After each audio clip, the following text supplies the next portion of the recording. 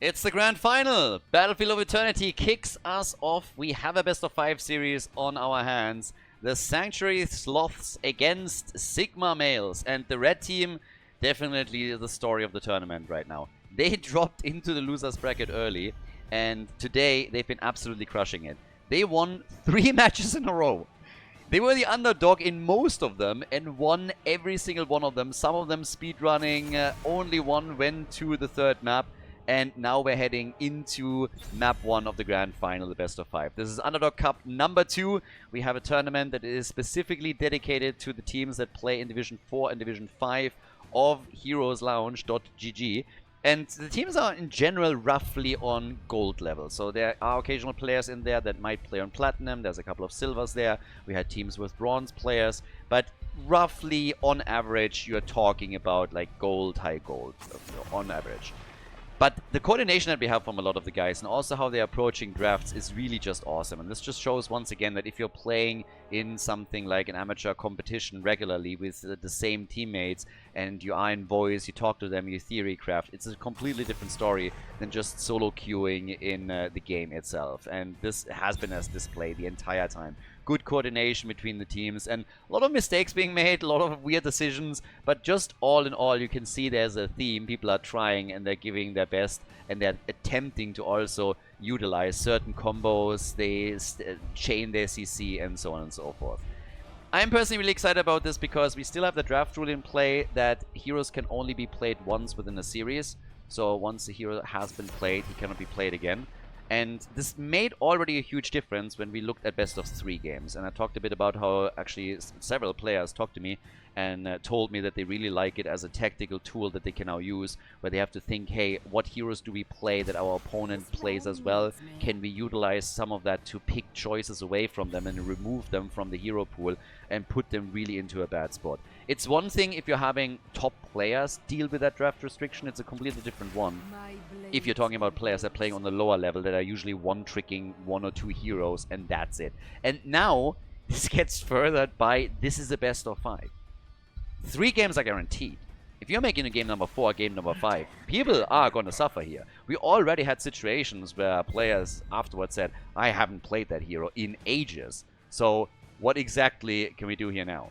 Battlefield of Eternity is, as I said, our first map. The Sanctuary Sloths had a lot of time today to watch the games of Sigma Male and really prepare for it. The Tazada ban is catering towards that. They know that Tazada has been played a lot. So they are now looking at this and they're thinking, hey, which heroes can we take away from them? What do we want to play that we should pick early because we know they're going to contest it at some point? And who do we target when we're starting to ban or picking heroes? Who is the weak link that doesn't have the hero pool that really works?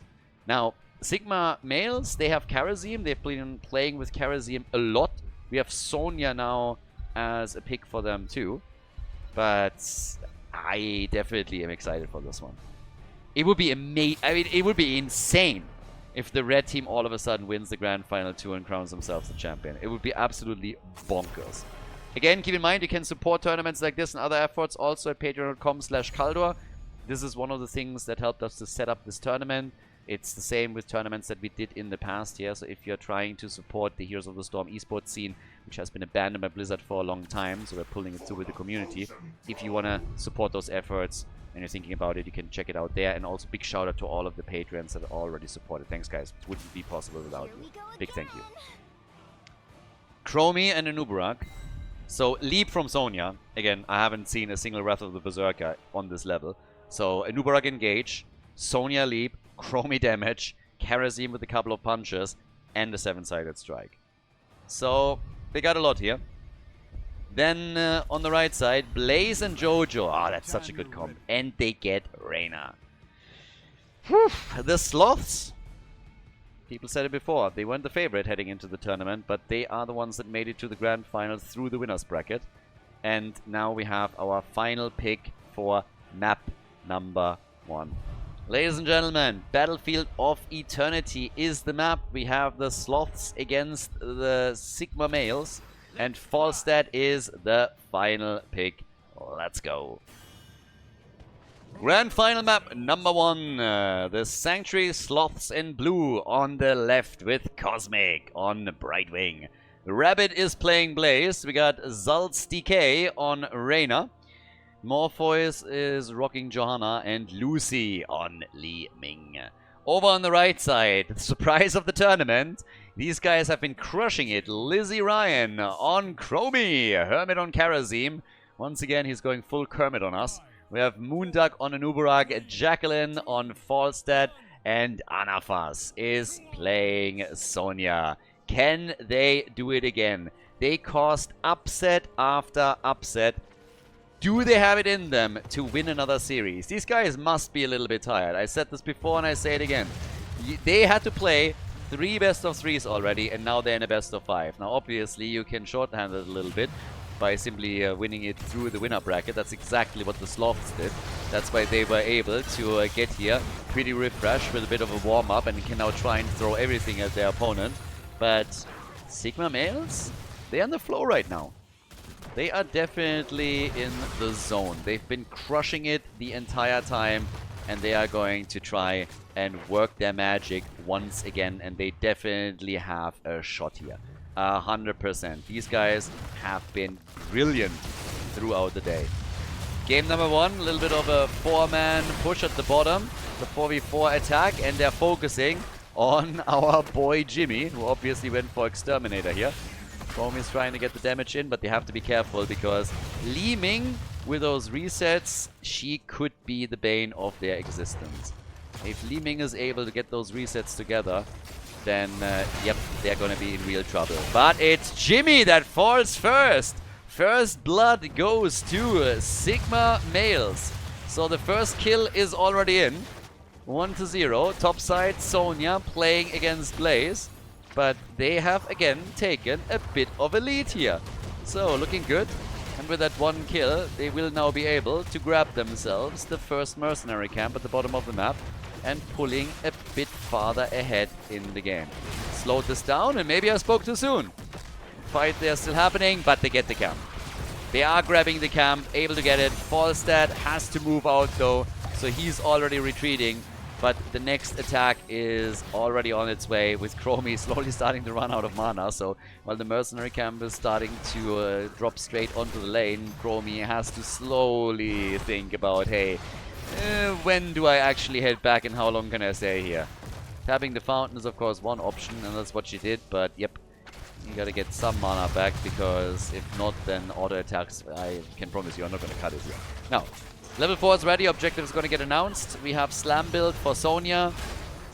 Blaze at the top still has to deal with her, and also the mercenary camp that she took. So both of the camps went to the red team. So again, they're making some good moves here. Shaman camp is already claimed.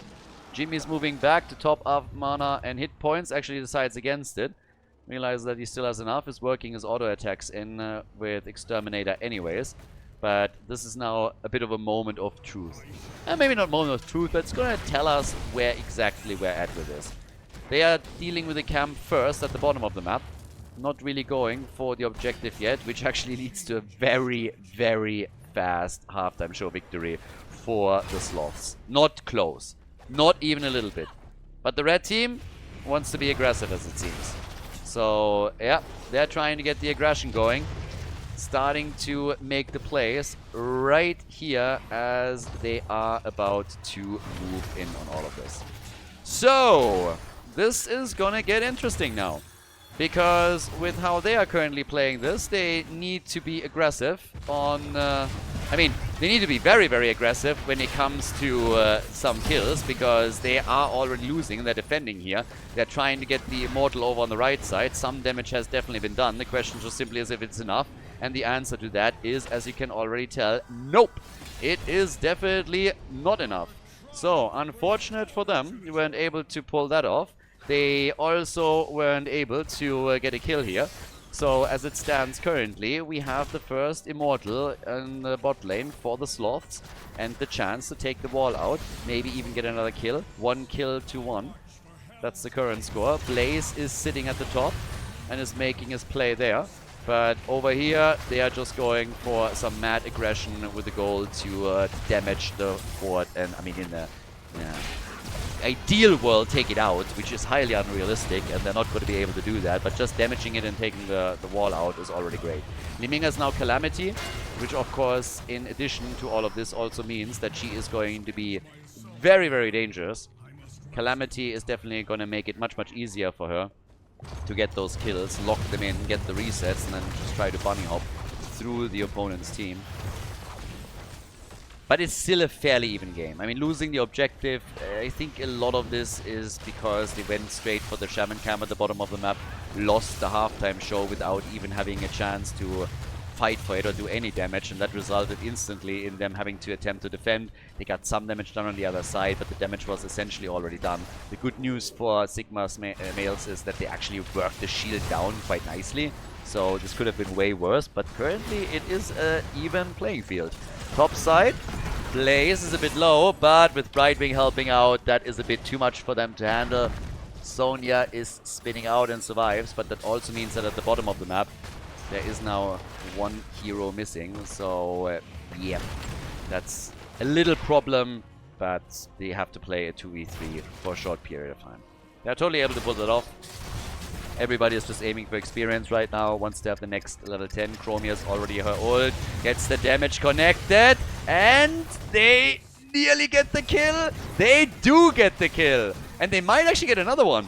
So Jojo is in trouble. And they're diving deep. She gets her trade out. But she's still gonna fall. Her D is gone, and that is a double kill at the bot lane, and now the play for some damage on the fort itself. Well done. Very well done. And actually, I'm talking about some damage on the fort, but as it seems, they're getting way more than just a little bit of damage. They're destroying the entire thing. Guys, Sigma Males is again in the driver's seat. They have level 10 abilities. And they have taken the first fort out while now aiming for the halftime show and getting this one pretty darn quickly. So, the first Immortal went to the blue team. They couldn't do a whole lot with it. But I am impressed. And the rotation to the top is mega crisp, and now is the end of Blaze. Blaze is gone. And that just means that they have another numbers advantage. Now Jimmy, of course, he is the big damage dealer when we're talking about them going for the Immortal. And he's already there, starting to drop that one mega quickly. So, yeah, job well done. Not able to completely destroy it, though. But, yep, there's a halftime show. Okay. Sorry, the Immortal taken, so they're able to claim it. And they're taking Brightwing out as well. Gas being used. Chromie dropped by Li Ming, who just says, I'm the superior mage and I am going to murder you. But Li Ming gets killed by Falstad a second later. They're still hoping to kill Blaze, which in this case didn't work for them. But they got close, of course. And the Immortal is already busying itself at the top lane, trying to do even more damage here. So I gotta say, this is quite the game. One level advantage now for them. And it is wild. Absolutely wild here. So, who's gonna take this? Who's gonna claim victory? 2 forts are gone, 1 level advantage, 4 kills ahead, and the red team is aggressive. The red team is making their plays here. They're trying whatever they can in order to lock in the big W and also the talent advantage, but they haven't quite pulled it off yet. So we're currently looking at a pretty solid situation where they are structurally ahead, they're ahead in experience, they're ahead in kills, and they're about to lock in a talent advantage. But can they properly play this out? That's the big question here. Because the blue team, they've been fighting back time and time again. They have been fighting from behind. So they're not going to panic here. At least I don't see it. Now, right now, with game number 1 on the line, blue team needs to get level 13. They need to get level 13 for themselves. That has to be a thing currently. So make sure that you get your next talent so that you can fight for the objective. You don't want to end up in a situation where you have a talent disadvantage and feel like you can't engage into it. So, yeah. Bottom of the map. The attack is already on its way here as they're trying to break through the keep wall. And they're really exploiting that talent lead. I like this. This is something that has been missing in some of the previous games from the red team, from Sigma males. They had a couple of issues exploiting advantages. Right now, they're not going for the keep or anything, but they know they have a small window where the opponent has a talent disadvantage, so they can try and take a wall down, and that will help with any future push. Now the objective gets announced, and Sonya is already making her moves on the camp. This one has been stolen, so it's still down for 3 minutes, so another advantage for Sigma males. And they can now try and make the play. Sonya halves back, so she gets the boost on the HP. We have 20,000 damage for Chromie, 18,000 for Li Ming. And Li Ming is still the scary one. Li Ming is still the one where you have to be very, very careful that she is not all of a sudden going to absolutely wreck you. So they have to watch out for her. And they will. But here's the Cocoon. Gets immediately burned away. Halftime show victory for the red team. Blue team has been moving in too. Top side, this is a problem. Catapults and also the Shaman is there. So the longer this fight in the middle lasts, the better for Sigma males. They're diving in. Anubarak is ready. Leap. Oh, trying to get the hit in. And the bunker is out. Gust gets used to. 7-sided strike. Chaos. Absolute chaos. But Chromie is dead. Jimmy is alive. He gets murdered by Karazim, who starts to dive back out again just as Brightwing is attempting to lock him down.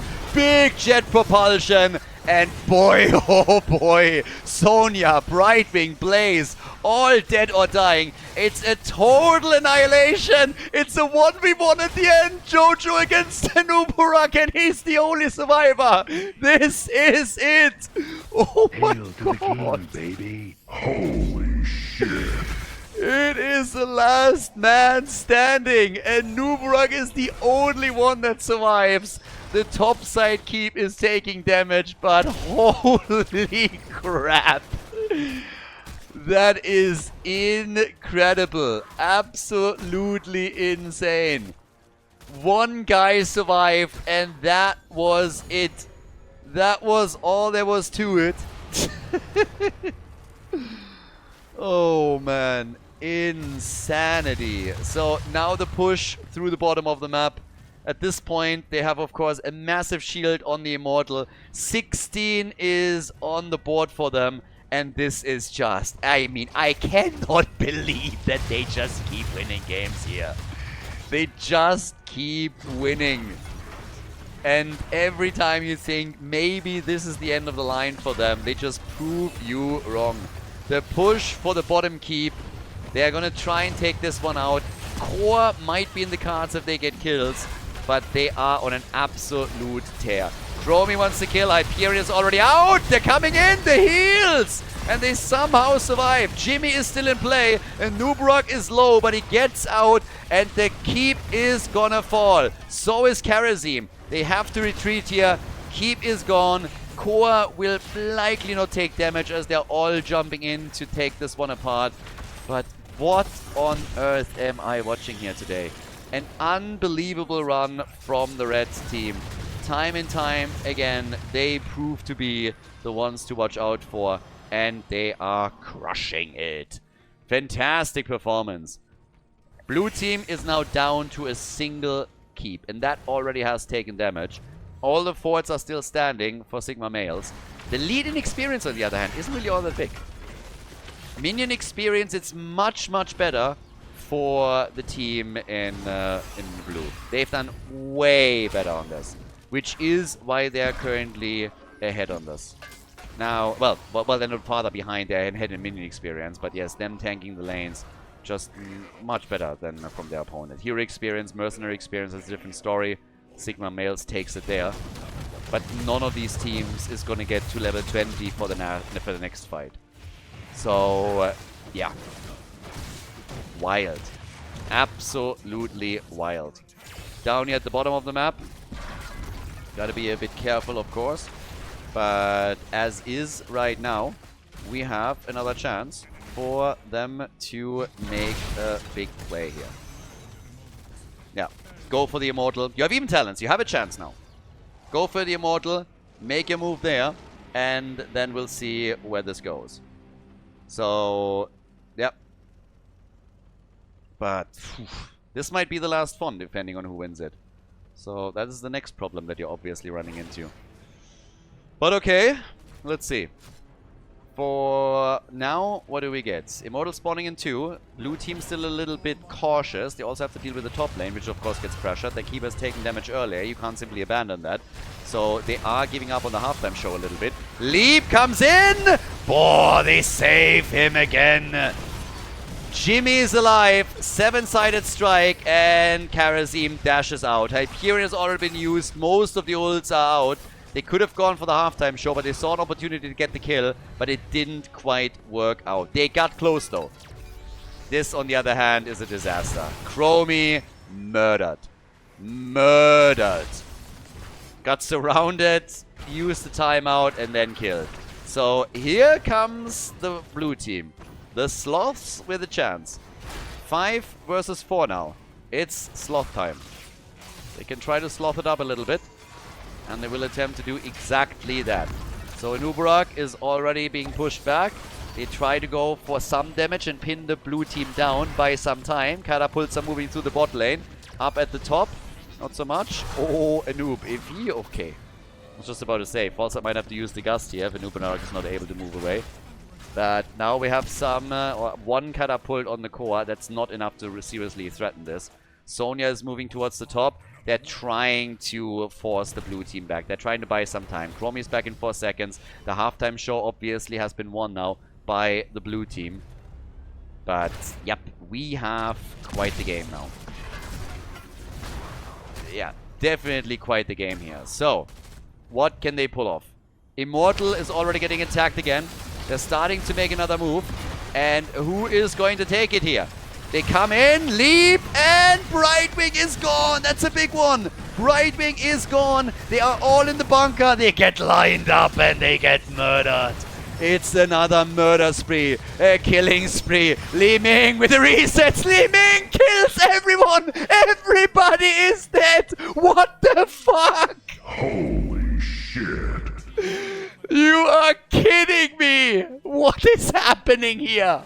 Li Ming gets a full wipe. We have a double 10-man team wipe. We have a 10-man team wipe. Insane. I've never seen this in my life. Not even once. Guys, once again, check that out. Incredible.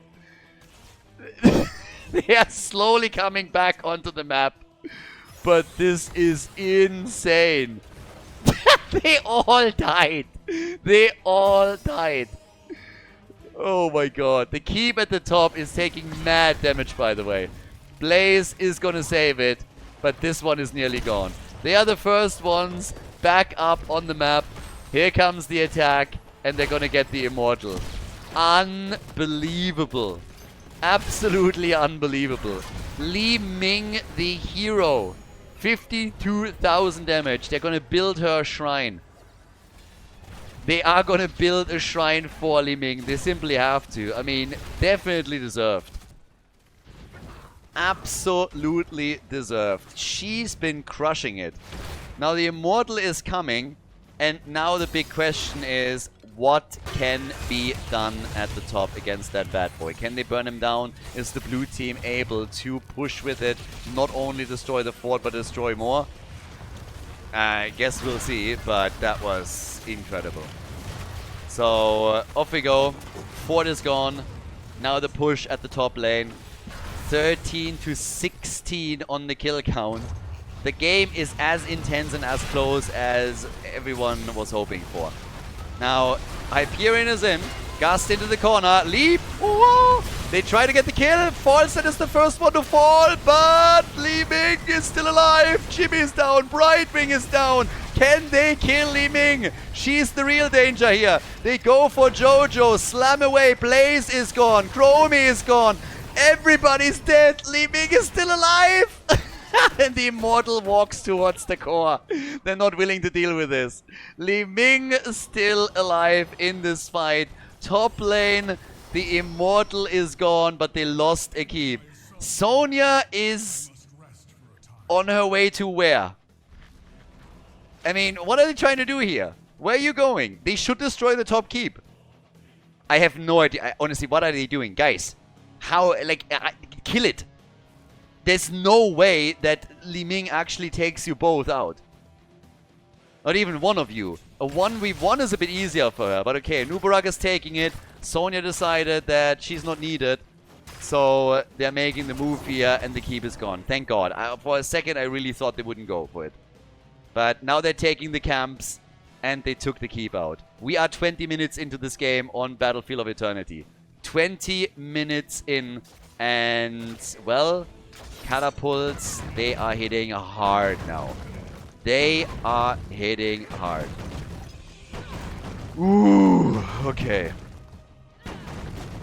This is gonna be tough for the blue team. Top lane is fine. Bot lane though, there's still a fort standing. That fort, oh, that means there is no counter pressure. I mean, absolutely none. So this is going to be mega, mega tricky. But yeah, off we go. Immortal number, what is this, 5 is coming in. This will be a big one.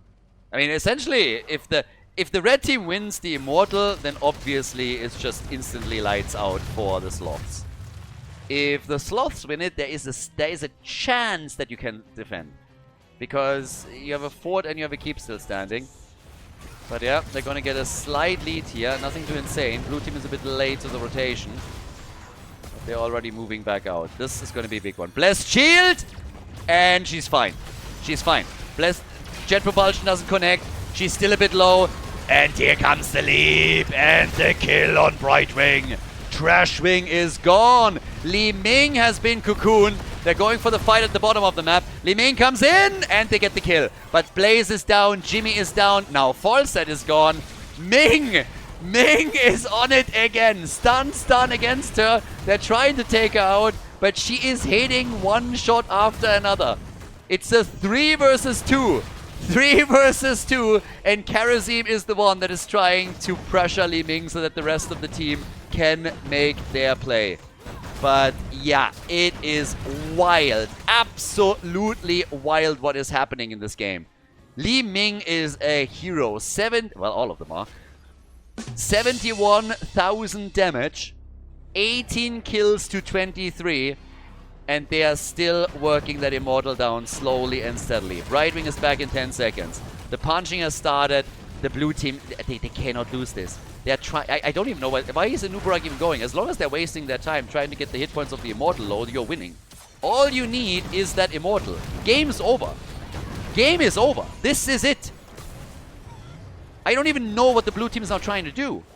They may be hearthing back here. They have to try. I guess they're trying to backdoor. Against Falstad with Gust, that's just not happening.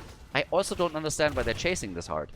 The rest of the team is back. You shouldn't lose any heroes now. You have to defend at the bottom of the map. Blue team, they're trying to somehow turn this to dust quickly. They should go for Jimmy, honestly, instead. Just get Jimmy. They're stun into the wall. Game's over. Game's over. Li Ming has died. I'm calling it. Jimmy is, by the way, really destroying that Immortal. Just saying. That shield is low. Nobody's dealing with him right now. Cocoon is out. They could still try and make a play there. I don't even know why they waste their time. Just go for the core. Why are you playing with Blaze in the back? Falstad is there. Brightwing is gone. This is it. Sigma males have done it. They actually win game number 1 in the best of 5. What an insane game. GG. Well played. The red team takes the lead. Before we head into game number 2, make sure that you subscribe to the channel if you haven't done it yet so you don't miss out on any future content here on Khaldor TV. Insane first game. First map, totally incredible. I mean, not only did we have a 9-man team wipe, we had a second later a 10-man team wipe. So that first game was just bonkers, and Sigma males have taken the lead in the best of 5 series here in the grand final of Underdog Cup number 2. But just insane. Total insanity. Like, I've never seen this, that every single hero is dead. I actually think I've seen it once. I've seen it once years and years and years ago. I believe it was on Tomb of the Spider Queen, and everybody went for a boss battle, and everybody died there. I might still have a video out there, but I haven't seen this in such a long time that it might as well be the first time. And I've definitely never seen a 9-man kill and then a 10-man kill shortly after. What an insane game. Now we're heading into map number 2, and you see that Tassadar band coming out once more. The Sloths, they've looked at the games, and they just said, guys, we don't really want to, we don't really want to have any situation coming up in which we are all of a sudden having Tassadar against us. We don't want to pick him, at least not just now. So they're avoiding this as best as they can. They looked at all the games that were played before, and these are just some of the preference picks. Now, you can't ban or pick everything away, but still, 10 heroes that have been played cannot be played again. As this continues, this will more and more snowball and put people into trouble. But the blue team has watched a lot of the games from the previous matches and has decided that at least Garrosh and Tassadar are 2 of the heroes that they don't want to deal with. So they might pick Garrosh later on for themselves. It always depends on if they have a player or not that is good on that end. And look at that Oriel pick. Oriel, I guarantee you, is being picked because Sigma males have played Oriel multiple times and will therefore try and make that play again with Oriel. That Resurrect game on Tomb comes to mind immediately. So, yeah, they're taking heroes away now. It's not only banning heroes, they're taking them clearly away. That pick is a clear sign as a first pick, we are stealing this from you. Now, they obviously still have to build a draft around it, but they are confident doing that, and they're attempting to just target Hermit on the support role.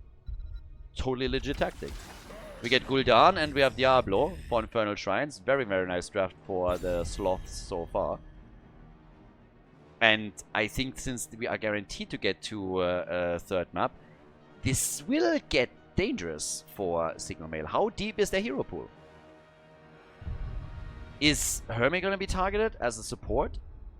Or are they just trying, well, who are they going to target as all of this continues? They had a lot of time to really talk about this and try and figure it out. But, yeah. Already, we're having Hanzo banned. And what is the final ban for map number 2 in this best of 5? What are they worried about here? Melganis at some point is another hero that I would probably get rid of. Moondark has been playing a mean Melganis in multiple games. Especially when the options were starting to be a bit limited here. But they go and ban Varian out. Okay, so Varian is gone. No taunt into Dehaka Tong, into burst damage. And the Rack team obviously now starting to react. And their hero pools are being tested. They gotta show something. Best of 5 means 3 maps are guaranteed, so we're gonna run into trouble. Now, with Oriel taken away, they go. There's Melganis, told you. Yeah, Melganis is in. And we get Tychus again. Tychus is something that every time Infernal Shrine was played, they tried to grab pretty quickly. Whew, so, still a decent draft for them. Those are all still picks for the red team where I say, okay, we've seen this before, this is something that they're comfortable with. But we're only in game number 2. Now, for the blue team. You need a side laner. Somebody to deal with the Haka. And more damage. Leo and Sylvanas. All shall suffer. Alright, let's go. Infernal Shrines, our second map. Sigma Male has already taken the lead in the best of 5 series. The Sloths were not quite ready. It was an insanely close game. But now they have to attempt to tie the series up. If you're 0-2, you can always come back, specifically with a format like this, but it's tough to win 3 games in a row. Then again, who am I telling this? Sigma Male has been winning game after game after game today. Here comes Tracer for them, and with that, we're heading straight into our second map of this series, Infernal Shrines. The Sloths in blue on the left. Ladies and gentlemen, second map in the best of 5 series, and the blue team trying to tie it up. We have Morpheus on Diablo. Cosmic is playing Oriel. They stole her from the red team. We're getting Lucy on Gul'dan. Zalt's Decay on Sylvanas, and Rabbit on Leoric. Over on the right side, obviously, for the team in red, we got Lizzie Ryan on Tychus, Hermit on Whitemane, Moonduck on Mal'Ganis, Jacqueline on Tracer, and Anafas is playing De Haka. Yep, time to party. So, who is going to pull it off here? Who is going to be able to make all of this happen? Is it a 2-0 lead? Is it a 1-1? Who's going to get first blood here? And who's going to run out of heroes that they can actually play first? Great tournament. Absolutely fantastic games. Amazing grand final so far. That first map was a delight. And we'll see if we're going to get more of this. Now, we have Sigma males with the Haka at the top, locked into that 1v1 with Leoric. And the team's trying to dominate the rotation at the bottom of the map. I think after this is where things are getting even more interesting. It could honestly, it could be a wild one. I mean, one scenario, for example, that is absolutely realistic is that we are ending up in a situation where Sigma Males takes a 2-0 lead. They go into game number 3, and because the Sloths have been specifically targeting the heroes that they've been showing so far, the red team all of a sudden starts to run out of heroes that they feel comfortable with. And start losing games, and things become worse and worse, whereas the Sloths just turn out to have the deeper hero pool. That is an absolutely realistic scenario. Now, we could also see an utter dominant performance by the red team, and they're already killing Diablo here and locking first blood in for themselves again. But hey, who knows what's gonna happen. It's a wild series no matter what, and it's a wild, wild tournament.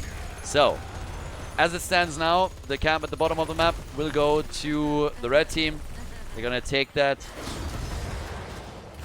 Gul'dan is trying to get himself some added stacks. So he is the one to just work in some more hits with every single Echo Corruption that he throws out here. And while all of this is going on, there's a bit of a chase on Diablo. He gets body blocked, but he escapes. I like that they're targeting this though. So they had a chance to go for him again. Maybe they missed out on this slightly. But then at the same time, we're having them, of course, in a spot where they already got Devil's Wands. They might have been able to take him down a second time. But they're still chasing them. They're keeping them on their toes and forcing them back whenever they can. So, yeah, so far so good. All the way at the top, still, the Haka busy. So is Leoric. And we have the first objective spawning, which actually spawns topside now. So this is where the first Punisher is going to make his appearance. Tychus with Master Assassin as his weapon on level 4. So it's going to be looking for some stacks if he can, but it's all about the passive attack speed increase that of course applies to Odin as well. They are attempting to steal the camp away. They might be able to, but can they? There's already the attack against Gul'dan, and Tracer takes him out. The camp taken by the blue team, but they pay a heavy price for it. They lose Oriel, they lose Gul'dan, and they lose Leoki. Big. Absolutely big. Nice. Very, very nice here. So, this was huge. Now, that gives them a big lead in experience. They will have the early level 7 talent, which is oftentimes crucial for the first Shrine fight. But they also have the lead initially. Now, one of the things that happens too is that we have the quest again for the Haka. Feeding Frenzy is in. So, yep, the Haka Feeding Frenzy is ready. They are working on the Frozen Punisher at the top, and this is of course the big boy. Frozen Punishers are always the strongest here. The inbuilt Sylvanas ability really, really helps you here. But it's just crazy to me. But as I said before, I'm not really too shocked because what we've seen throughout all of this is that these are heroes that Sigma Males is absolutely comfortable with. Another question would also be, if there is a 2-0 lead, can the Sloths deal with it? Because it's not really easy just mentally to be in a situation where you know you now have to fend off 3 match points. That's really, really tough. But for now, we're of course jumping ahead. Tychus went on level 7, not into the grenade, but into the Relentless Soldier. Bait over the wall has happened. This is one of the things that I actually like really a lot. When we started with the tournament in Division 4 and Division 5, I really thought that it would be a lot of teams that just screw up map mechanics, and it hasn't happened. Everybody is baiting the Punishers over the wall. They know how to make the moves, what timings to use. So this was a very pleasant surprise here. even at a lower level. Now, Tracer's already zipping back out. They got the fort reduced to 50% of its HP. Down at the bot lane, Leo still moving in. There is the level advantage with level 9 that they now have. But not a lot of structural damage has yet been done. They are going for the camp at the top that applies additional pressure. Then, of course, the Haka with a very safe pathing down to the bot lane. Did not try to go directly in there. Was still afraid that there might be a trap set for him. We have the blue team grabbing themselves another camp at the bottom of the map that the Haka will have to deal with. But half a level is missing for 10. And Sigma Males is looking good. Yeah. Now, 10 is changing the dynamic in pretty much every single game that you see. So, despite that lead that we're seeing here, this is not a guaranteed win. Not a guarantee that after level 10 they're going to be able to use that window and maybe get even a couple of kills with it or take a structure out. But it will be interesting to see what happens once that the Sloths have a chance to trying to get some kills in, get some synergy with their heroic abilities, maybe chain a few things up. They steal a camp. That's basically the one thing that they can do right now. A little bit of a steal on this one, and they do.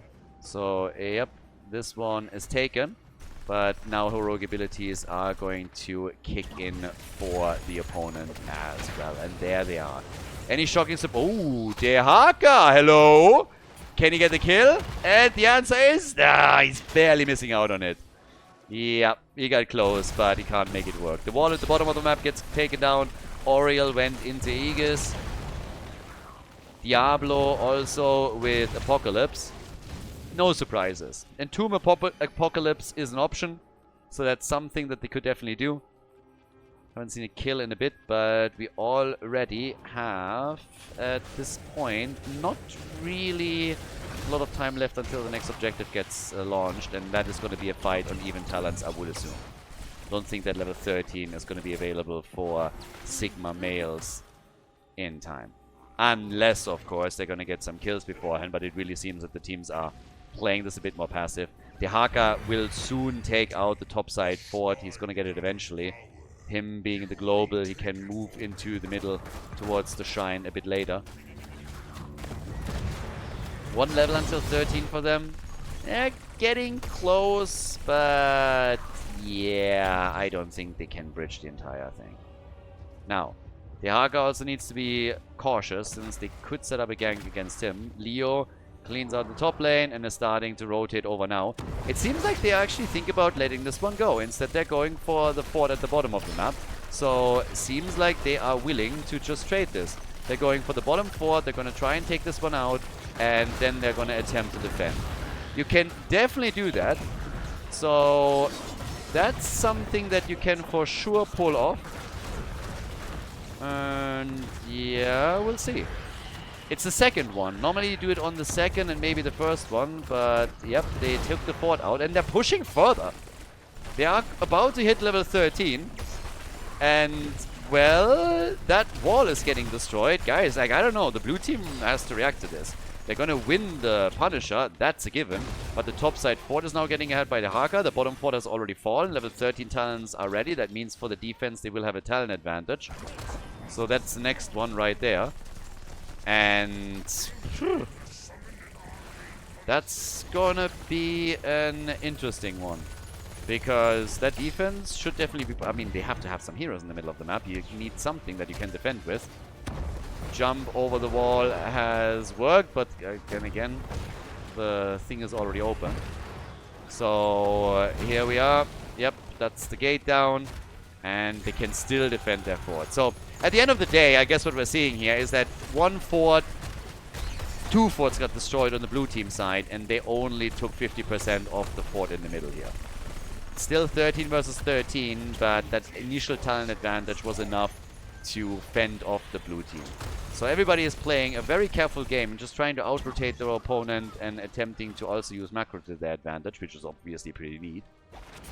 But, yeah. Let's go. 12,000 damage for Gul'dan. If you look at the damage numbers and you consider we're 10 minutes into the game, it's honestly a little bit pitiful. but we had some nice moves and rotations made. It's a bit different from what we experienced in game number 1, but I still like it a lot. Because teams are making very tactical decisions right now in an attempt to take the victory on the second map. And this is an important one for sure, of course. So, oh, Dehaka. Yep, he is in trouble. But he is actually able to get out. Yep. Mal'Ganis is helping out. Not that it was even needed. Dehaka, despite everything, was able to get away. And now we have, of course, a couple of camps claimed at the bottom of the map. The game is the same. They're just trying to get the added experience through mercenaries, and they're already way ahead there. Level 16 is the next big goal, and this is an issue for the blue team. I'm actually a bit surprised that they're playing so passive right now. I expected them to be more aggressive around this, because the problem that they are facing is very simple. This is likely going to be an objective where the red team has level 16 talents, and they might not be there yet. Tricky for them. Dehaka also with some pressure at the bottom of the map, utilizing his global abilities here. Not a single kill yet for the blue team. They gotta be more aggressive around this. Now they're trailing a talent. Ooh, I am not so sure how they are planning to play this one out. But yeah, this is a bit dicey. They have one level to bridge. Might just be able to do it, but with level 16, red team is very confident that they can just simply go for the fort in the middle. And that's the final one standing. So, yep. Entomb gets used. Doesn't hit anything. They were trying to trap them in range of the fort. But nope, not just yet. So, once again, next play is being made. Tracer is able to get out. Might have stayed too long. And there's the Horrify. Unnecessary. It's another one of these unnecessary moves, and the timing, of course, couldn't have been worse. Hero dies. Shrine gets announced. Yep. There's the level 16 talent. It gave them a boost in experience, of course, on top of all of everything else. So they are already moving towards the shrine at the top. Dehaka can possibly push that bot lane out even further. Leo is making a play for it, but while they are going for the fort at the top lane, they are trading for the fort in the middle. I don't think that Odin was needed here. Utilizing it anyways. I actually don't like that Odin was used, because that means that they probably can't fight for the shrine again. Leo gets attacked, but they're going to be able to take out that tower at the bottom of the map. And some of the heroes will have to half. And some of them already do. Mal'Ganis is trying to defend at the top, but now we have again a situation that is just a bit wild. Good damage against Leo. Dehaka is able to get away. Nicely done. And only 8 stacks for the blue team. They can still fight for this. They can still go to the top and try to fight for the Punisher. Now, of course, Odin is missing, which is a problem. I still think that their Odin plays are a little bit trigger happy, despite the fact that it worked against Nakivin. But yeah, they're catching up on this, and Dehaka is still pushing the bottom of the map. Still taking the next wave. Can always tunnel top, and will in a moment. Dehaka's coming in, but the keep at the bottom is going to take some damage. Isolation and the Tong. Nice Aegis. Nicely done.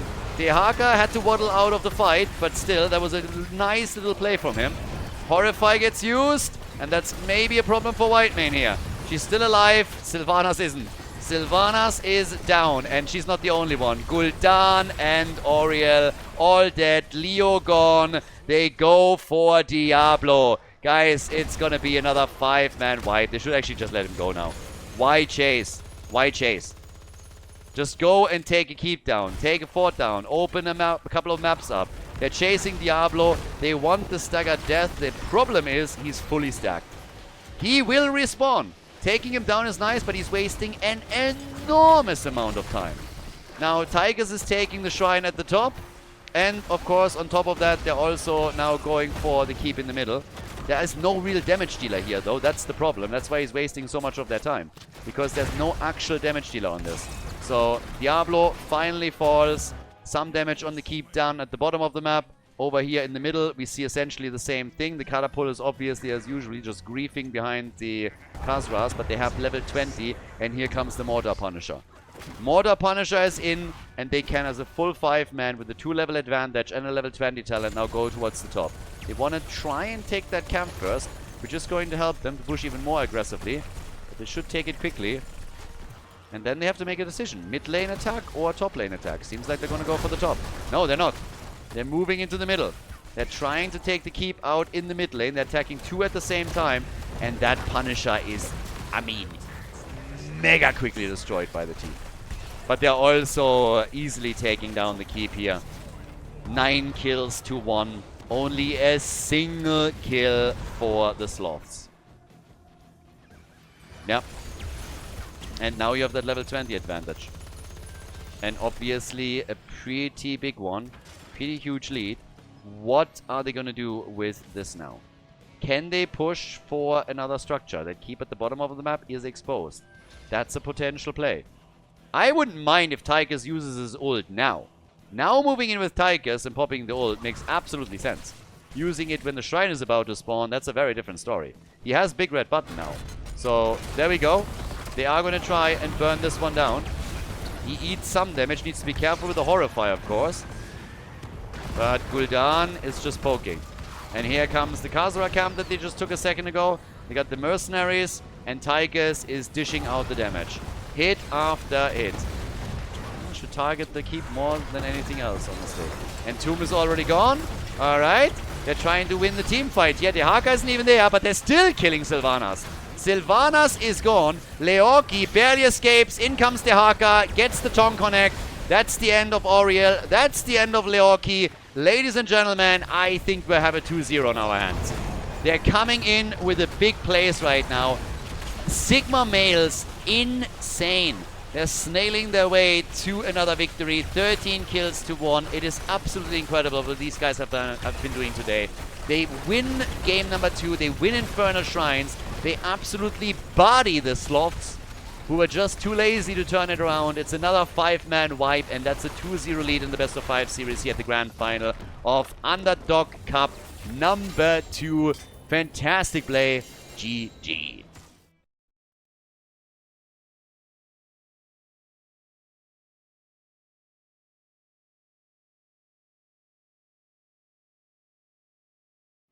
Well, it's Towers of Doom. Sigma males with a 2-0 advantage now. It's match point. Match point in the grand final. They made a full loser bracket run, came to the grand final, and are now 2-0 ahead. It's bonkers. It's absolutely bonkers. They chose the map. Still the Sanctuary Sloths with the same ban pattern. They're banning Tacita. And now they might also ban Garrosh again. Now, quick reminder, 20 heroes are now unavailable. We talked about this before. Game 3, there aren't too many Game 3s that the red team had to play. So, we don't really know how deep is the hero pool. Do they have more heroes that they're totally comfortable with? Or can you ban them out right now? And if it comes to a map number 4, obviously that problem is going to be even bigger. But this is going to be a wild one. We have Stitches banned. And it's an insane series. Fantastic, fantastic tournament. And I'm so happy that we actually did this. This was debated for a while. I was always thinking, hey, I would like to do something for the grassroots. But it's kind of difficult to do that. Working together with HeroesLounge here was just what made it happen. And big shout out to Transparent in particular, who has really helped with all of this. Also, Eric's, who's been fantastic adminning and helping out everybody that's involved. Big thank you to HeroesLounge for this. So, yeah, this was absolutely great. And I hope that we can do more of this in the future as well. But now with Garrosh banned, again, not too much of a shock considering that they were pretty Garrosh heavy previously. Now we have Vala also eliminated again, and this is where the fun begins. What do the teams do to deviate away now? It seemed earlier sometimes that the supports were targeted slightly. So we could see that maybe again. We'll see. We're not running out of any heroes and any roles yet. That's not where we are. For that, even in game number 5, that's not going to happen. But you will be more limited. Now, Towers of Doom, they go for Hanzo. Hanzo gets locked in. Quick one for him. And on the red team side, they of course have to double check that one as well. Yeah, teams have normally the heroes get noted that have already been banned. Some teams are working with Excel sheets. That's usually how that works. That's the same system that we essentially use in Meta Madness, where you have just Excel sheets that you can go through, where you have a bit of an idea what's still available here. And even in a game 3 or 4, there's tons of meta picks available. The question is just simply, do you have players that can play them if you are, you know, on a gold or a platinum level? So now we have Junkrat and we have Mirrodin. And yep. Junkrat and Mirrodin both locked in. You already have you're off to a good start. Stormbolt into a trap. ETC can be big, but also sometimes on the squishy side. So we get Hanzo and we get Anduin. ETC on the front line. That instantly begs the question, what can they do to lock in, let's say, a mosh pit, for example? And you already have interrupts from Junkrat, you have interrupts from Mirrodin, so mosh pits, to successfully get them, will be difficult, I suppose. I think there will be more heroes added that can do some work here. And yeah, what are the picks going to be? Khaldor gets banned, but as I said before, it's not so much what is available on the meta side, it's more so what can you play. Some teams have, right from the start, in 3-mappers, already said, hey, once they came to game number 3, because of the heroes that they picked, I had to play something that I haven't played in months. So I wasn't quite sure if you could pull that off. And now they have to all check again. But, well, what are we getting for the side lane, for example, here on Towers of Doom? Something like Maltha is also still up, so if at some point you need a bit more damage, you could go for him. Oh, ho, ho, ho. Okay, Lily gets played. This is making me worried for the red team. If you have to resort to Lily in game number 3, when Morales is still up and all kinds of other supports, oh boy. Okay, that is an interesting choice. I said earlier that I could see a world in which they win a 2-0, well, they get a 2-0, and then all of a sudden some people are falling apart on their hero pool and they're losing games. Lily as a support on the 3rd map already. Oh. Zegara and Thrall for the Sloths. And Anafas, he's the last one to pick. I'm not quite sure if this is just something where they say like, hey, we got this, or if this is a bad sign. But this is not the support that I expected on the 3rd map. Boy. Well, Mirrodin, what do we get for the side lane? The final pick for Sigma Males on Towers of Doom. It is Yrel. Nice. I like that. So, match point number 1 for the red team. Let's go. I think I would have taken any bet that we get Morales before we get Lily, and I would have been wrong. We have her in game 3. The Sloths, on the other hand, on the left with Morpheus on ETC. Cosmic on Anduin. Zalt's DK is playing Hanzo. We get Lucio on Zagara. And then Rabbit with Trolling Thunder playing Thrall. On the right side with a 2-0 lead in the best of 5 series. We have Lizzie Ryan on Ophia, Hermit on Lily. It doesn't install more confidence that he hasn't picked his talents yet. Moondog on Mirrodin. It's not done reading the descriptions. Moondog on Mirrodin, Jacqueline on Junkrat, and Anafas is playing Yrel. Okay. We are off to the races. We're looking for adventure here. I mean, it's already good news that he has a Lily skin. So, at least we know there is some actual performance behind all of this. If you're rocking a Lily skin, then I expect big things of you in that context. That might be too much confidence that I have in him, but hey, we'll see. Right now, everybody is just starting to move between the lanes again. We have already Yrel against Thrall at the top. And Yrel should actually... I mean, Yrel is pretty cool. I like Yrel as a pick, honestly, a lot, because she has been very underplayed in the tournament here. And we should have seen her played a lot more than actually happened. Already, the creep spread is slowly going on. So they're trying to take some of the creep tumors out as best as they can and limit what Zagara can see on the map. And Zagara, she can do a lot of damage, but she's also going to be on the squishy side. They played her before, though. Now, blue team and red team both aiming for the pumpkin camps. Very different map, of course, when we're talking about Towers of Doom. So, way more focused on the late game performance, but they're already getting aggressive. This is exactly what we're being used to. But it's gonna be a fight. Oh, no, it's a 4 versus 4. They lose one, they lose the pumpkins. Urel is still at the top, and down here they're looking for more kills. Yeah, it is Ophia with a few more slap moves as she's trying to waltz her way to victory. But nicely done. They get a kill on ETC. Again, the first blood. It's just happening every single game, isn't it? Game after game after game. And we're getting first blood for the red team.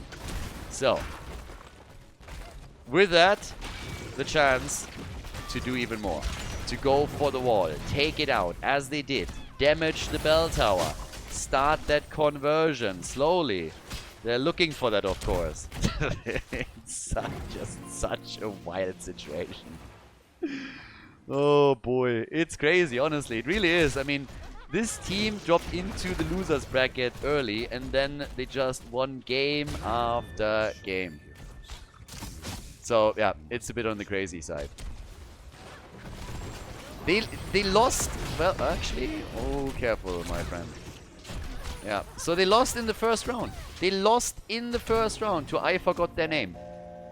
That was the match that they lost. Ever since then, win after win after win. Just to give you a bit of an idea, they lost against I forgot their name, and then in the losers bracket, they had to play in total 4 matches. This is their 5th now, and they have so far lost a single map. One single map ever since they lost in the winner bracket. Over here, the trade in Belter or in Altars is happening. Thrall is gone. ETC. He's dead as well. 3 kills to 0. Unfucking-leavable. They are totally crushing it. So, yeah, wild. Absolutely wild. Double altar already taken. They're grabbing it. And they're getting the shots fired as they're going for the bell tower. Quick reminder, all of this in cooperation with HeroesLounge. Guys, if you haven't played in HeroesLounge yet, really do yourself a favor. We're trying to boost the grassroots a little bit, and if you're a bit tired with what happens in Quick Match and Hero League, and you just can't be bothered, then check out HeroesLounge. It's a lot more fun. You play with like-minded people. You can theory craft a little bit, come up with silly strategies and play them out here. And it's just a totally different game if you play it in a proper environment. It doesn't matter if you're from Europe, if you're from North America. It doesn't matter if you are a bronzy or a grandmaster. So check them out. You might be able to play in some tournaments like this one as well. We plan on doing more in the future, but just the normal league business that they have going is absolutely fantastic. Go to the website, sign up right there, and of course, if you have questions, you can go to their Discord, which is also linked on the website. They have a mega active community that is always happy to help. So if you haven't taken a look yet, you should definitely. The Sigmas, so far, doing extremely well. And they have now a half-level advantage. They have started to, I don't want to say dominate the map, but really put their mark on it. Lily on level 7 now with Let's Go! And that seems to be the general motto of the team. Blue team, though, they want to force some fights and fight back on this. ETC is slowly starting to come in. Hanzo with some good damage too, but they cannot lock a kill in yet. Altars are activating again, as the bell tower at the bottom left is now down to 25% of its hit point. Yeah, Ophia. ETC waits for the cooldown. Ophia's a little bit low. They need to go and tap a couple of fountains. It's definitely needed rather sooner rather than later, or they're going to be in trouble. So, yep. There they are. And, well, Ophia is down. Altar is channeled by Urel in the middle, but this one down here is likely going to go to the sloths. They kill Ophia, that's one of the big damage dealers, and I don't know if they have enough interrupts to really play through this. I also don't know if they really want to fight this, and they should have moved back. This is a general problem that they have oftentimes, that they just don't retreat when they should. This is another moment, by the way, just as a side note, guys. You are 5 versus 3 now. This is the moment you just cut your losses and be like, alright, we're gonna do it later. So, yeah. It's nice that the team in blue is showing some signs of life. So they get one altar channel, they have their own level 10, both teams do. But that bell tower down here is taking extra damage. ETC is looking for the slide, gets it. Mirrodin is going to try and move out and jumps, waits with his abilities until ETC has used all of his. So that's good. And we get indeed the Mosh Pit. Now, against Mosh Pit, we have several interrupts. And they need to make sure that at least a few are available and hold them back. So that ETC is not getting a freebie here. Morpheus pausing the game for the blue team. Yeah, doesn't seem that anybody disconnected here. But, well, they might have some problems just with connections again. Now, we don't see an ult yet for Ophia. We have Lilia, of course, with a jug of 1,000 cups. So that will be also something that the team in blue is going to try and drop. I mean, we got more, we got an arrow from Hanzo. So we have a lot of tools here. And also the engage that could come from Anduin with Light Bomb. There's another one to watch out for. Muradin gets attacked. Yeah, that did nothing. That ult did absolutely nothing. Earthquake is out. Riptire. Thrall drops a bit low. There's the Storm Bolt. Avatar. Light Bomb. Ult from Lili. ETC gets slapped. The arrow from Hanzo. Everybody's going Pirate. Arrgh. Popping the buttons and trying to get the ults connected. But Anduin is the first one to fall. Gets killed by the cute little panda. And ETC somehow, I have no idea how, survives. He was essentially dead and then retreats and somehow makes it. And then they're killing Ophia again. Hanzo is obviously where most of the danger comes from on the blue team side. But that ETC survived is wild to me. He just powers it through the team and somehow didn't die. Now they're going for Muradin again. He hops out, gets the Storm Bolt, and should be fine here. Urel is now moving in from the top too. Another altar, and this is the single, the only one. And they get the kill on Lili. The Sanctuary Sloths, everybody. It is sloth time, apparently. 4 kills to 4. And they're working on another channel as well that they're grabbing right now. Shots are fired. And now the core of both teams is down to 28 points. So, here we are. These are the opportunities that they are creating for themselves. And it's looking solid. They're doing a great job on this. And are therefore able to catch up in kills, in experience. Not quite yet in structures, because their bell tower is still very, very low. But these are exactly the moves that they need to make. And they're doing a great job on all of this. So, yep, nicely done. 13 talents are kicking in for both of the teams. And we'll see if maybe the Sloths can turn this map around and turn the series around in this map. So, they're trying.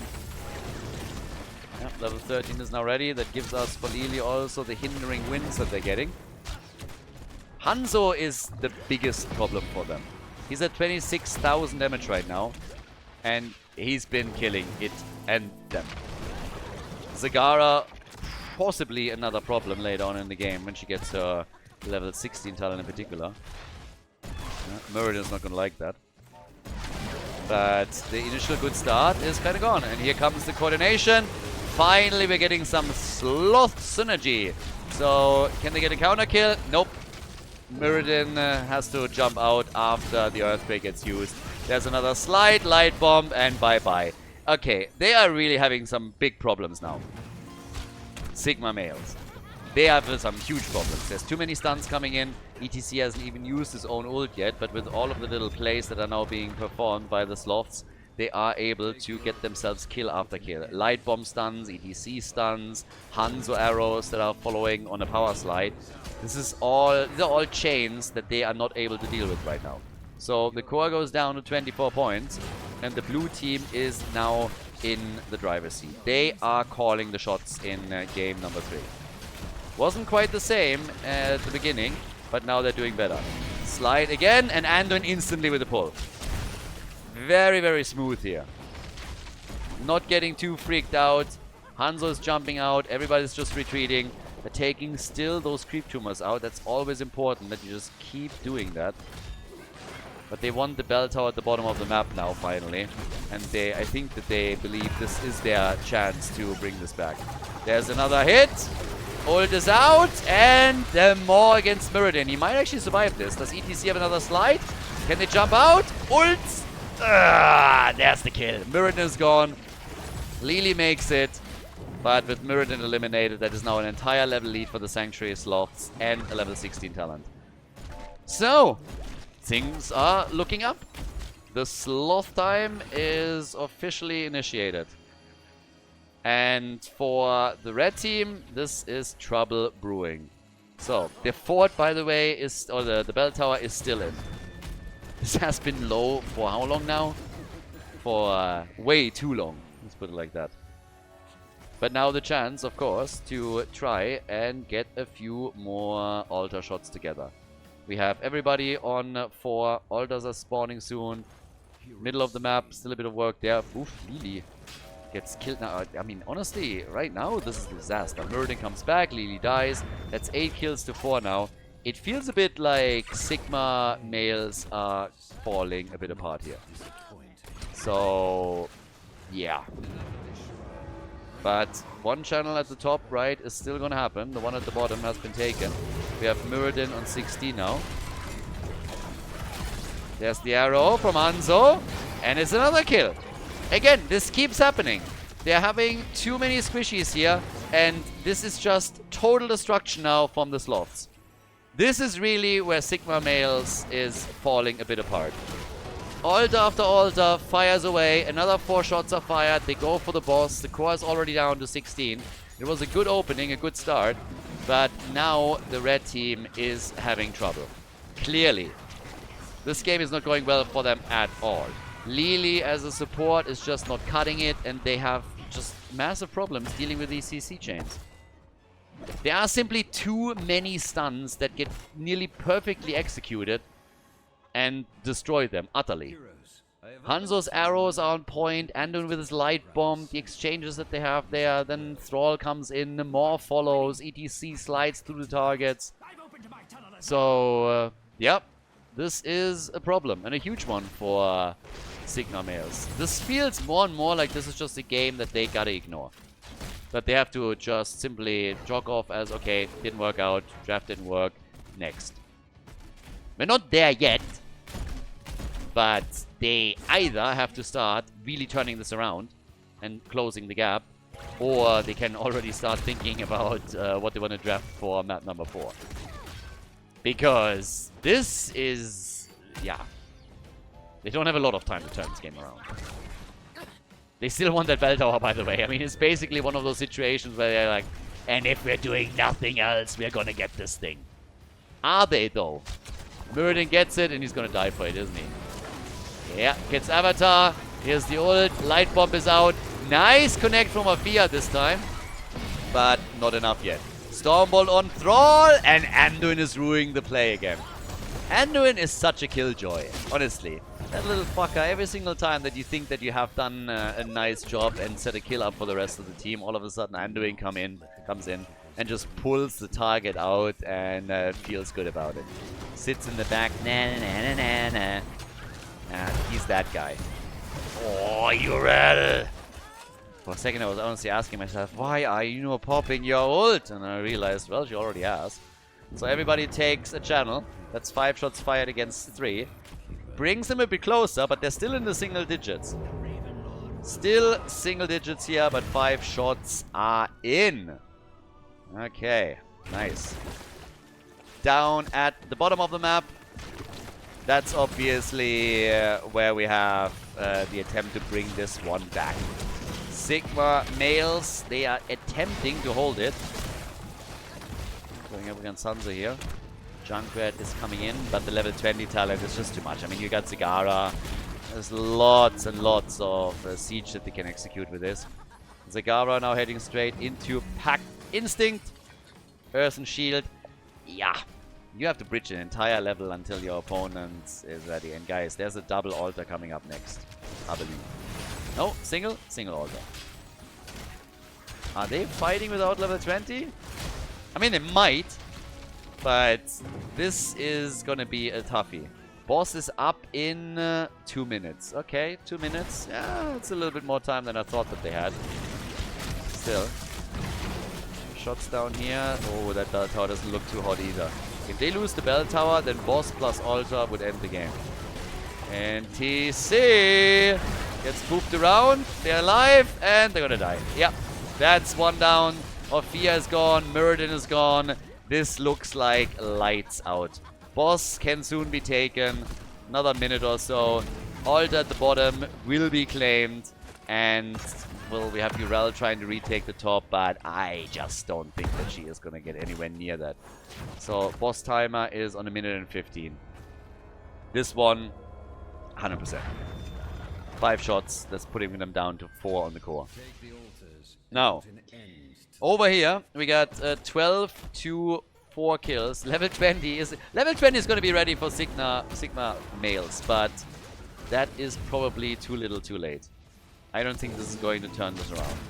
They have now for Ophia, Eldritch Conduit. We have the Jug of a Million Cups. Rewind. All good ults. All good stuff. Seraphim is ready too. But they've already lost control of their bottom bell tower. They lost control of the lane. Now the pumpkins are coming in.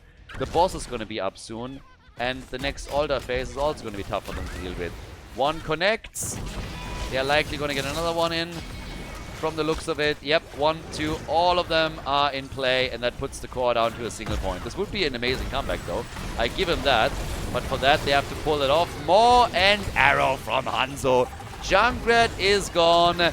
This seems to be the end. Well, Thrall dies. Maybe. Can they also go for ETC?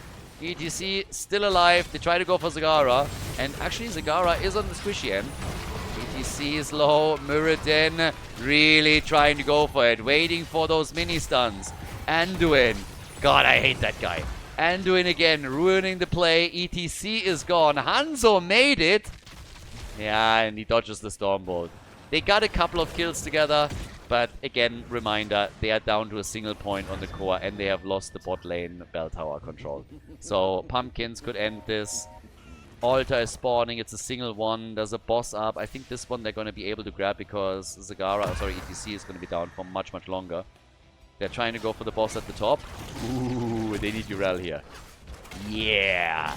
Nobody's going for that altar. This is a really, really risky play. That does not make a whole lot of sense. Urel wants to channel the altar while they are fighting. Oh boy. That's only 3 shots fired, and up here, they're popping their ults. ETC isn't here yet.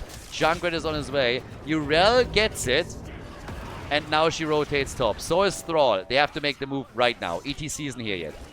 They are going to get both, I guess. I don't think that the blue team is willing to engage into this. They should not. So, it is 1 point to 12. They get 4 shots fired, 1 to 12. They need to get that bell tower back if they really think that they have a chance here to turn this game. Because with that bell tower control at the bottom of the map, if they have it, then pumpkins are not connecting. If, on the other hand, it's lost, then, yeah. That's a bigger issue. So, right now, here we are. Bell tower at the bottom, they try to take it back. ETC is already defending. Whoa! Earthquake is ready. Muradin jumps out. ETC gets hit once, but Ophia is dead. She was in the wrong spot. Absolutely in the wrong place there. It's not looking good for Sigma males. They're going to lose the game. Yeah, 1 pumpkin is going to make it through, or the altar's going to get shelled. There's no way. No. Urel is gone. That is game. Maw is out. Muradin gets hit. Game number 3 is taken. Yep, they're claiming it. Shots are fired. GG. Sanctuary Sloths with a victory on the 3rd map of the series. GG.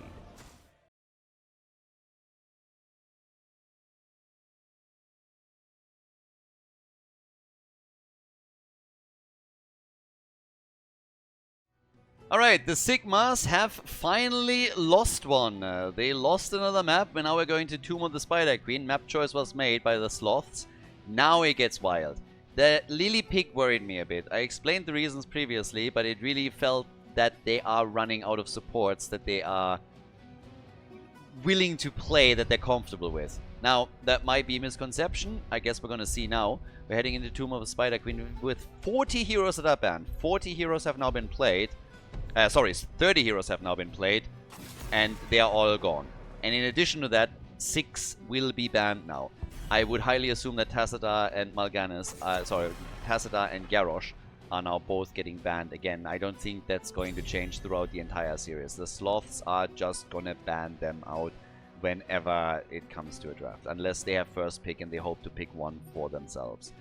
Now, The red team has played a lot of matches today, obviously. They're definitely more fatigued than the Sloths.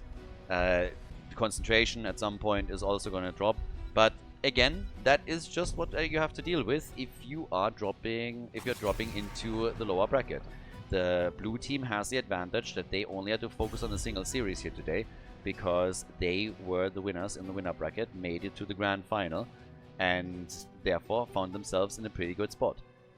Sigma males, what do they have ready here? Hero pools are becoming a big thing right now.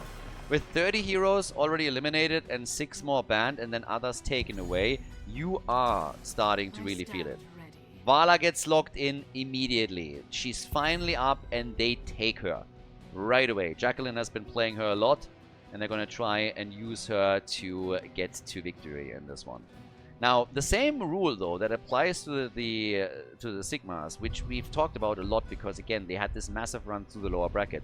But all of these things apply to the blue team, too. Blue team is also in the same spot. Rhaegar is still up and they take it. Another indicator that we're not running out of healers anytime soon. And they get Mephisto. Another big pick, of course, for them. Here comes Varian. Stukov. Stukov should still be up. Question then is, can they play Stukov? And Arthas. I like it. Arthas. I would have loved to see him a little bit more. So Varian and Arthas. The only thing that I don't want to see, please, for the love of God, don't think that Varian is a damage dealer and play Arthas as your main tank. Whatever you do, don't do this to me. Varian is your main tank. You go for taunt, you send Arthas to the side lane. If you pick a triple front line, fair enough, then yes, get something else. But do not pick taunt. And sorry. Do not pick the other thingy, Smash. You see, I don't even know the names. Or the Twin Blades. You don't want that. Now, Stukov gets banned. They see Varian, they ban Stukov. I'm going to be honest with you. I think the reason that they didn't pick Stukov right away is because they can't play Stukov. I think that's it. So I think the ban is unnecessary. I don't think that they looked at Arthas and said, we need to get him right now. Stukov is something that they would have locked in with Varian, in my opinion, if they thought, okay, this is the combo to go for. But they might not have a Stukov player. I'm extremely curious what the support is. I personally think there's a good chance that we're going to actually see Morales. If they are having problems with the support pool, then Morales is very easy to play.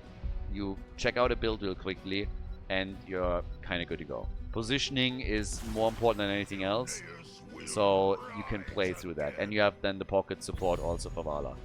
Tyrael and Greymane. So we're going to play around with the sanctifications here. Greymane, another great choice, so they got the Wolf Pack. I like what the Sloths are doing, guys. Again, reverse sweeps are not unheard of.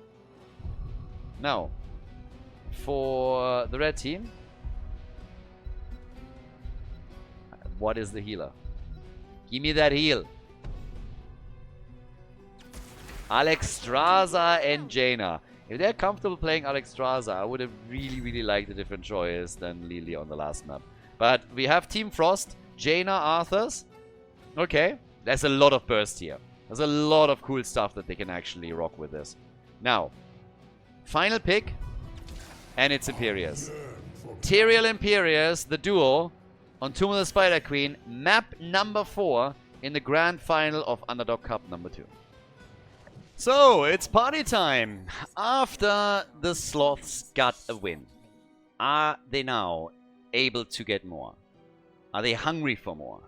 Are they coming in and claim another victory in force in map number 5? We'll find out. On the left, Lucy on Mephisto. Strong picks for them. Rabbit on Imperius. Cosmic on Rhaegar. We got Zal's Decay on Greymane. And Tyrael with Ardent Restoration as his level 1 talent, played by Morpheus.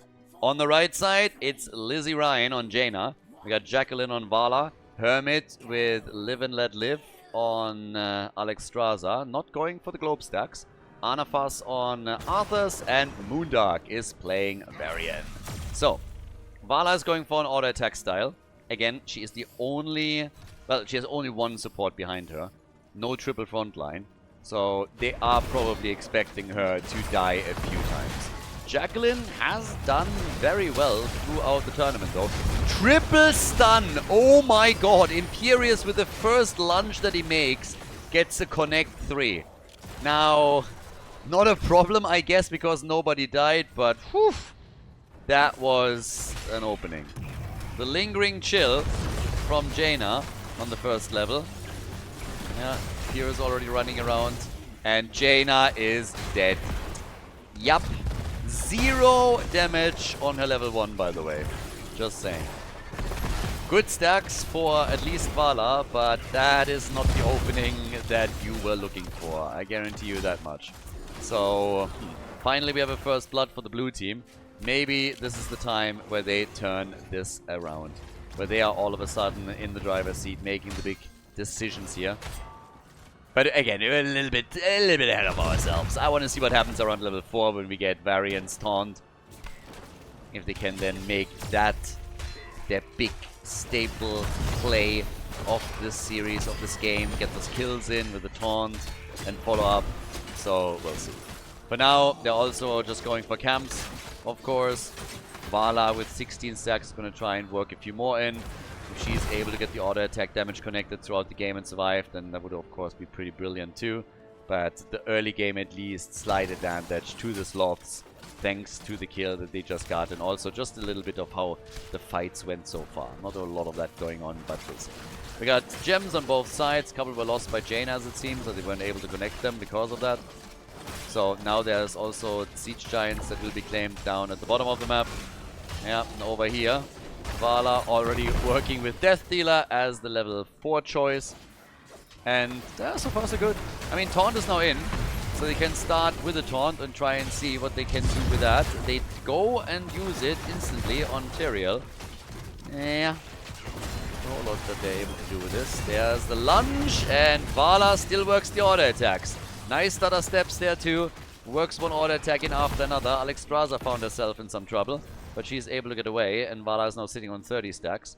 Also finally a little bit of damage done against Heroes by our girl Jaina. So yep, she was able to do some here with the chill. Gets her a little bit. But, well, with that, we are going straight in for our top lane push.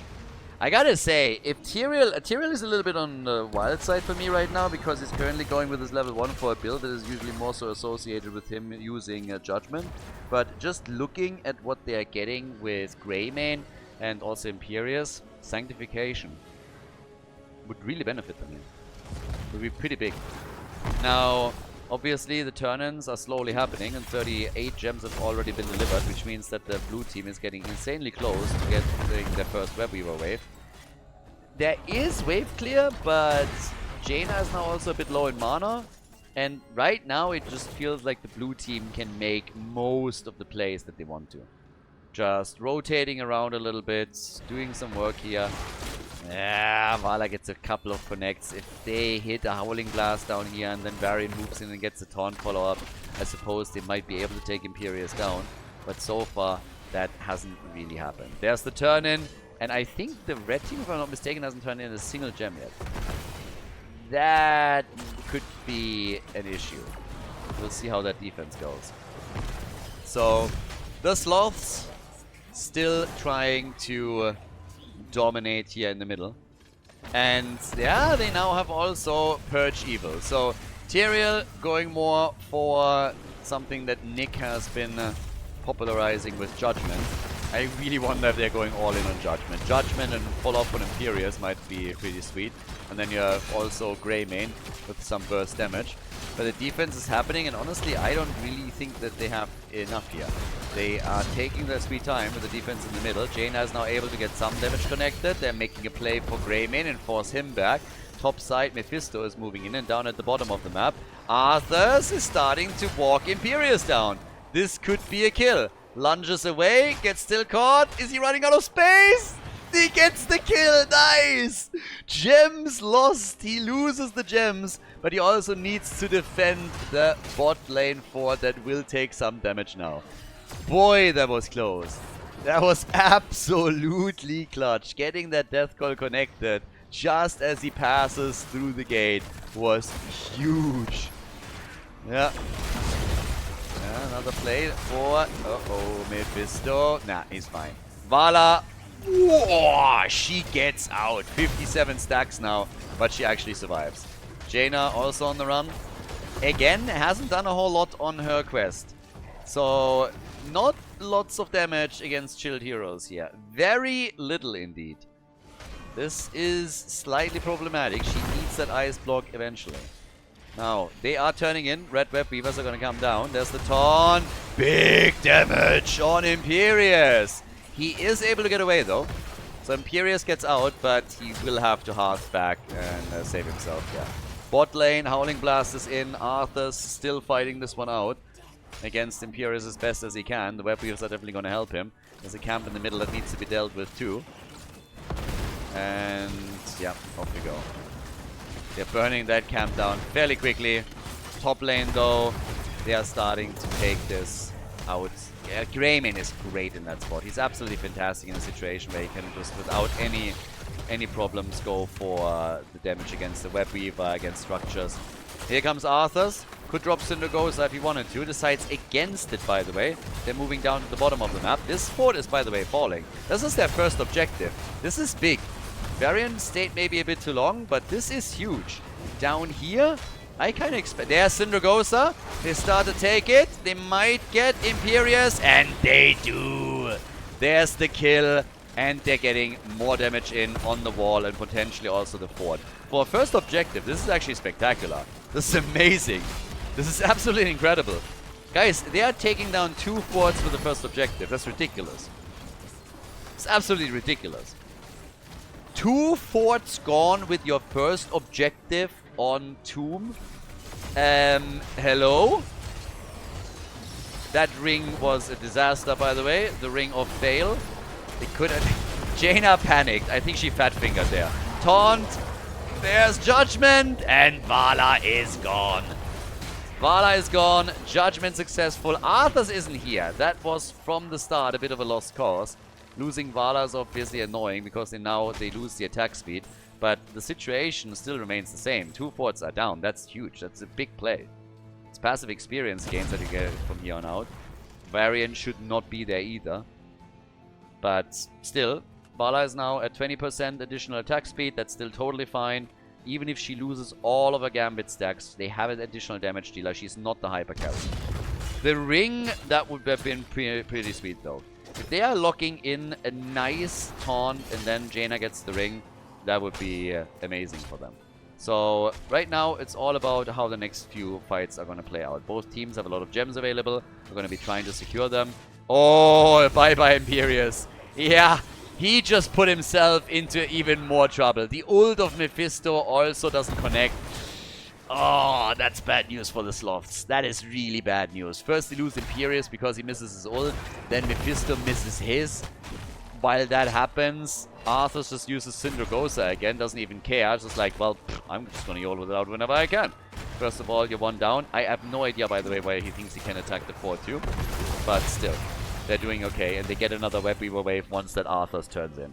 So, yeah, they're going to make that happen. There's a camp in the middle of the map as well. So they have tools on all places. I don't even know why they would deal with the topside fort. They can go straight for the middle, and they should. Because that fort is going to fall anyways. It's already low. The lane is pushed out. You don't have to deal with that. You can push this, but they might be better off just trying to take some walls out on keeps. Because realistically, that's most of what they will get. There's a big wave at the bottom of the map too, by the way. Huge wave with catapults. The longer this lasts at the top, the better. Arthur's no Cindergosa, unfortunately for him. A taunt into a ring is what I want to see at some point, to be blunt. That would be the play. Dragon Queen is ready. Judgment! There's the chance. Where's the ring when you need it? There it is. Bye-bye. No, he gets the heal. Big heal on Tyrael. And Arthur's is the one that falls. Arthur's is the one that dies, and they're getting more. Imperius and Jaina are all gone. Alexstrasza is gone. At least Jaina completed her quest on the baseline. The wall over here destroyed though, and guys, that bottom keep might even fall. They might lose that keep. Greymane is going to move in and trying to destroy this, but this keep is getting razed to the ground within seconds. Oh, What? The catapult! They're gonna lose it! Yep, it's gone. Keep is gone, and at the top they have also taken a few more hit points off the fort. Whoa! Even with the kills that we're getting for the sloths, they are losing on the objective. Yeah, too much time at the bot lane, and that bot lane pressure is a massive problem. Keep in mind that the boss is sitting at the top. So if at any point the teams are battling around the top lane, catapults will still push at the bottom. If they can somehow save their bottom fort, that would be the absolute dream. Here comes the turn in. If they can save the bottom fort, that bot lane is going to be an absolute nightmare for the sloths. So let's see if they're actually going to try and defend this. Currently they still have all their forts. That's going to change one way or another. They're not going to be able to save all of them. By the way, it's kind of funny that the only one that has died so far on the blue team side is Imperius. He's the only one. Nobody else. Everybody else survived through the fight. Imperius, he's the punching ball of the team. Arthas is defending down here. I would love for them to send somebody else down there to help out, but I guess as long as nobody goes for it, he can pull it off. So, Alexstrasza also starting to burn this down. That's actually nice damage that she does. Maybe not enough. So, Arthas should be able to save the one at the bottom of the map. They're saving the one in the middle too. And now they can try and rotate towards the top to save this one as well. Actually, at this point, you're probably better off just sacrificing it because it's not going to happen. Both teams have level 16 talents. Vala has only been killed once, so Manticore will still give them lots of value. Arthur's still defending down here, and as I said before, the catapult spawns that we're getting through the bot lane are very important to them. So, top side, she has an early Ancestral on Imperius to try and save him as he was in trouble again. But the Web Weaver wave is stopped, but they still should push the bot lane a bit out. There's a chance that the blue team rotates for it and makes a move there. And again, they went into Judgment. That was nice when they were going for Vala. That could also still help them. What's more important is they're getting another turn-in. So they're getting 2 turn-ins in a row. That's actually pretty massive for them. That is a huge play. And I think now they can finally kiss that bottom fort goodbye. That's not gonna stand any longer. This one will fall 100%. They're pushing a few more waves out just to make those Web Weavers spawn farther back. But that's a massive advantage now for the Sanctuary Sloths that they were able to get this. So, yeah. Top lane, they're taking the Web Weaver out very, very quickly. They're probably going to try and rotate toward the middle and save that too. But there is a chance that they're simply going for the bottom keep. Yeah, they're already hearthing back. So they're going to meet them there. It feels like it's the Sloths again that are setting the agenda here. They are making the plays, but turn-in after turn-in just didn't get interrupted. So right now, they could even use Syndragosa here if they need to for defense. Poking from afar. Arthas flanking with Syndragosa. They're jumping in deep. Judgment used already, and Alexstrasza with the Dragon Queen as Tyrael dies. Tyrael is dead. Alexstrasza gets murdered though, but so does Rhaegar. Rhaegar gets wrecked. Mephisto is gonna fall. Jaina is dead. So is Mephisto. That's the death of Varian. It's a 2 versus 2. This is game 1 all over again. But Vala works the auto attacks in, kills one, goes for Greymane, and he gets crushed as well. They lose the remaining gems that they have. 5-man team wipe. But they also need to save their keep in the middle, and that's where they're getting busy. 51 gems in their hands, nearly enough to turn in.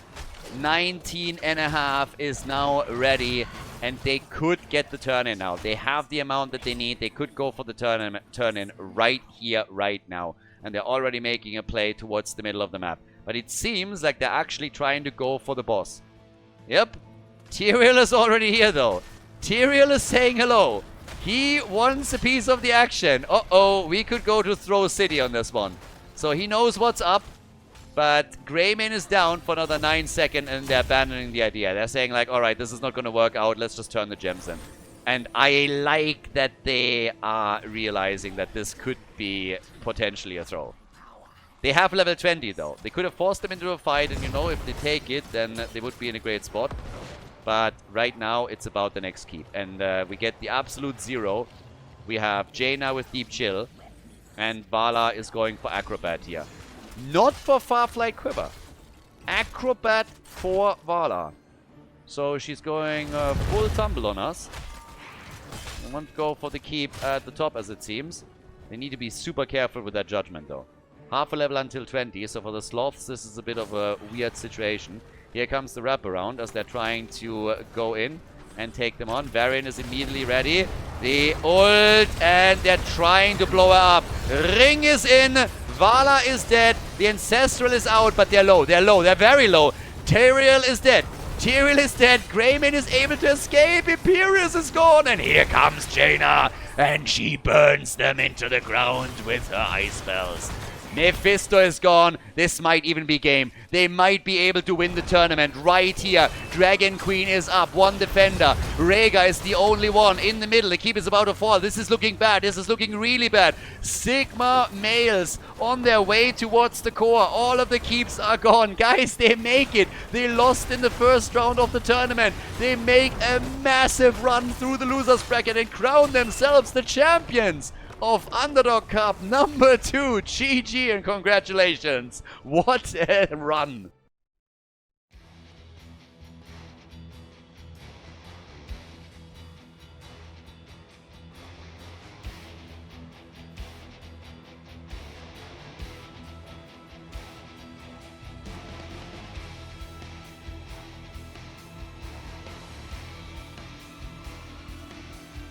Thank you everybody for watching the video today. I hope that you enjoyed the show and the commentary.